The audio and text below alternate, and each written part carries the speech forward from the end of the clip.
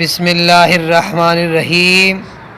عزیز سامعین، جب کوئی عام کام پیش آئے تو ہمیں کیا کرنا چاہیے اور کیا پڑھنا چاہیے، آج میں آپ کو وہ چیز بتاؤں گا کہ جس کے پڑھنے سے اللہ تبارک و تعالی کام کے اندر برکتیں عطا فرمائے گا اور کام آسانی سے حل ہو جائے گا۔ اور یہ جناب سیدنا فاروق اعظم رضی اللہ تعالیٰ عنہ آپ کا قول مبارک ہے اور آپ کا عمل مبارک بھی ہے۔